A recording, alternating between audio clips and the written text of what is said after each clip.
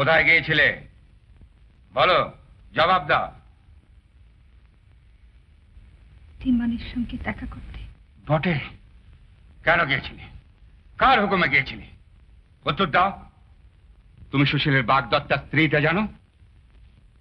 ধীমান ছাড়া আর কাউকে বিয়ে করা আমার পক্ষে সম্ভব নয় বাবা। কি? তোমার স্পর্ধার সীমা ছাড়িয়ে যাচ্ছে অঞ্জনা। একথা আমার মুখের সামনে বলতে তোমার সাহস হলো? এই কথা না বলে আমার যে আর কোনো উপায় নেই বাবা। চুপ করো। সামান্য নিচ ঘরের ছেলে ধীমান, ছোট জাত। শিল্পীর কোনো জাত নেই বাবা। কিন্তু আমাদের জাত আছে। তোমাকে আমি সাবধান করে দিচ্ছি অঞ্জনা, দ্বিতীয়বার এসব কথা যেন তোমার মুখ থেকে কোনোদিন না শুনে। বাবা, তুমি কি কিছুই বুঝবে না বাবা? আমার সুখ শান্তি তোমার কাছে কিচ্ছু না। আমি তোর কাছে মিনতি করছি। থামো। তোমার সুখ শান্তি তোমার চেয়ে আমি বেশি বুঝি। সুশীলের সঙ্গে তোমার বিয়ে নড়চড় হবে না, জেনে রাখো। আমায় ক্ষমা করো বাবা। অবাধ্য সন্তানকে রায় রায়ন ক্ষমা করে না। আমি ধীমানকে কথা দিয়েছি। অঞ্জনা, মানুষের মনের উপর কোনো শাসন চলে না বাবা। অঞ্জনা, আমার সত্যকে আমি অস্বীকার করতে পারবো না। এসব কথা তোমার কে শিখিয়েছে?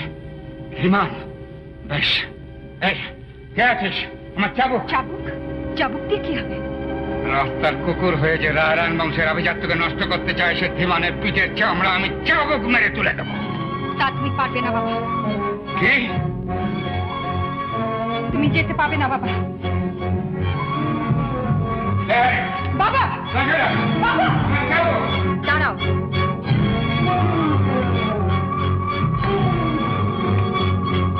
তার আগে আমাকে মেরে যেতে। কি বললে? রায়রান বাড়ির পুলিশদের তুমি চেনো না, তাই এ কথা বলতে সাহস করলে। মনে রেখো, প্রয়োজন হলে ধীমানের সঙ্গে তোমাকে জ্যান্ত পুঁতে ফেলতে আমার বাঁচবে না। বাবা, বাবা, আমি তোকে কথা দিচ্ছি, তুমি যা বলবে আমি তাই শুনবো, আমি তাই করবো বাবা।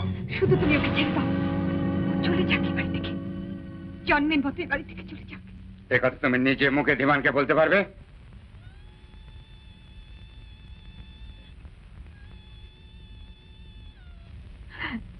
তবে যাও, এখনই, এই মুহূর্তে ওকে বাড়ি ছেড়ে চলে যেতে বল। যাও।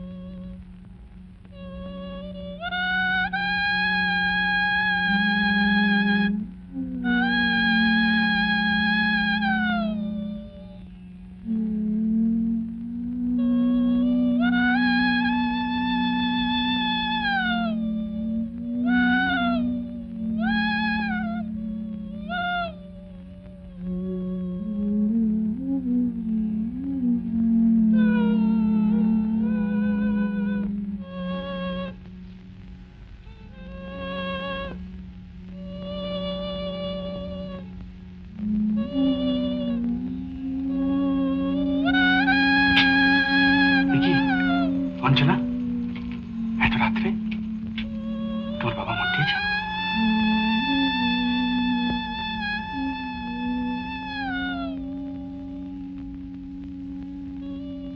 অঞ্জনা, কি হলো? কি কথা বলছো না কেন? তুমি এখান থেকে চলে যাও। চলে যাও? এক্ষুনি চলে যাও। কেন? কি হয়েছে? কিচ্ছু না, তুমি যাও। আর তুমি? তুমি যাবে না? ঘর ছেড়ে, বাপ মাকে ছেড়ে আমি কোথায় যাব? আর কেনই বা যাবো আমি? দুদিন বাদে আমার বিয়ে। আমি সুশীল বাবুর বাগদত্তার স্ত্রী। সুশীল বাবুর বাগদত্তার স্ত্রী? তুমি কি তোমার বাবার কথা বলছো? আমি আমার কথা বলছি। তোমার কথাই বলছো? তাহলে যে একটু আগে শিল্পাচার্যের বাড়িতে আর বাগানে... সব মিথ্যে। সব মিথ্যে? হ্যাঁ হ্যাঁ, এতদিন যা তোমাকে বলেছি, যা বুঝিয়েছি, সব মিথ্যে। কি বলছো? কি? না না, এ তোমার তামাশা। আমার সঙ্গে তামাশা করছো না? তোমার আমার মধ্যে যে আকাশ পাতাল ব্যবধান, তাতে শুধু তামাশাই করা যায়, আর কিচ্ছু না। অঞ্জনা, আমি বুঝতে পারছি না অঞ্জনা, তোমার কোনটা সত্যি আর কোনটা মিথ্যে। তোমার মালা দেওয়া, তোমার কথা দেওয়া, তোমার ভালোবাসা, এসব মিথ্যে, এসব ছলনা। এ কথা তোমার আগেই জানা উচিত ছিল।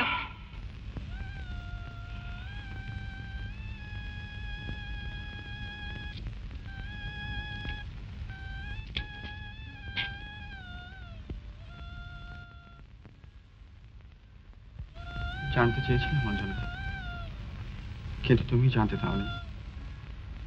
কেন বলেছিলে তোমার সমস্ত ভাগ নিয়ে আমি নিশ্চিন্ত হয়ে আছি ধীমান? কেন বলেছিলে অঞ্জনার ভাগ্য আর ধীমানের ভাগ্য একসঙ্গে গাঁথা আছে? কেন কেন তা আশা করতে শিখেছিলে? আশা? গরিবের আবার আশা কিসের? কি আছে তোমার? জাত, কুল, মান, টাকা কি আছে?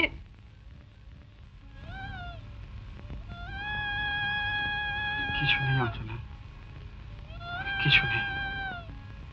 যা থাকলে ধনীর দুলালের মত পাওয়া যায়, তার কিছুই নেই আমার। তবে কোন সাহসে আশা করেছিলে রায় রায়ন বাড়ির মেয়ে তোমার মতো গরিব ঘরের ছেলের গলায় মালা দেবে? ভুল করেছিলাম অঞ্জনা, ভুল করেছিলাম, কিন্তু ভাবতে পারিনি সে ভুলের শাস্তি তোমার হাত দিয়ে আসবে। একদিন তুমিই বলেছিলে ভালোবাসা বিনি শুধুর মালা, স্বীকার করলে আছে, অস্বীকার করলে নেই। ঠিকই বলেছিলে অঞ্জনা, ঠিকই বলেছিলে। এতই যদি বুঝে থাকো, এত অপমানের পরেও এই বাড়িতে দাঁড়িয়ে থাকতে তোমার লজ্জা করছে না? লজ্জা করছে না তোমার আমার সঙ্গে দাঁড়িয়ে কথা বলতে? কিসের আশায় দাঁড়িয়ে আছো? কেন দাঁড়িয়ে আছো? যাও, যাও তুমি এ বাড়ি থেকে, যাও।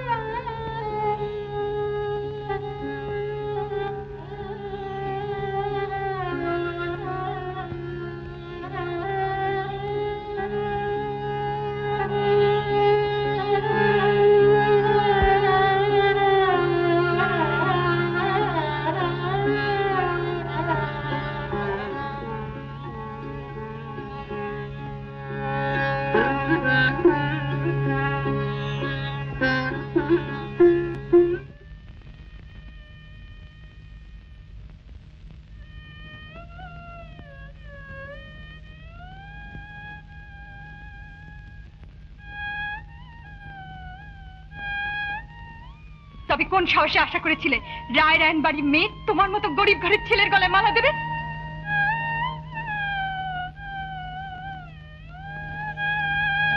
কে বলে আমি শিল্পী? আভিজাতের কাছে আমি শুধু গরিবের ছেলে। ভালোবাসা আমাদের পাপ, চাওয়া আমাদের অধিকারের বাইরে, আর পাওয়ার আশা শুধু স্পর্ধা।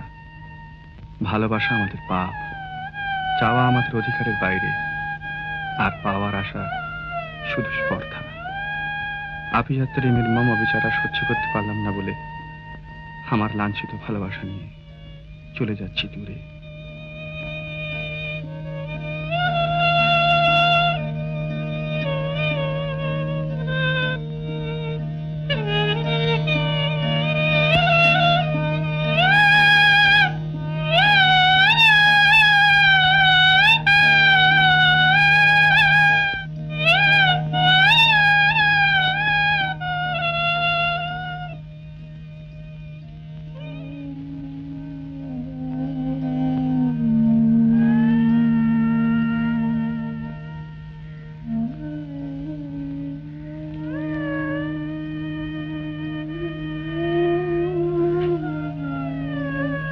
মহেন্দ্র কাকা,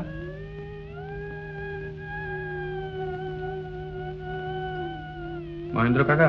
কে? কাকে খুঁজছেন? মহেন্দ্র কাকা আছেন? আছে। দেখুন একবার।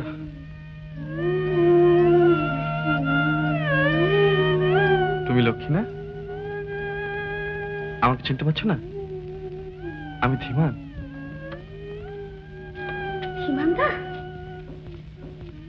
ধীমানদা তুমি? হ্যাঁ। কে কে রে? এসো ভেতরে এসো।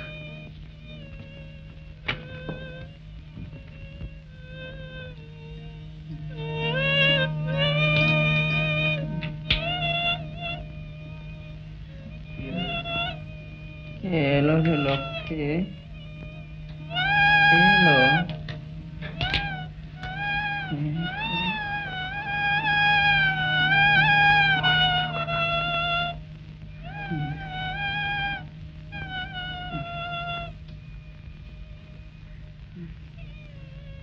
মহেন্দ্র কাকা, কে? আমি।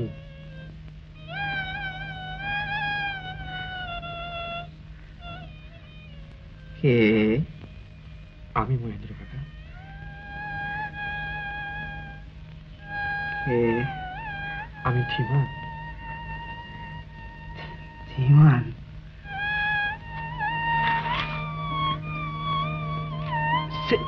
সেই ধীমান? হ্যাঁ কাকা,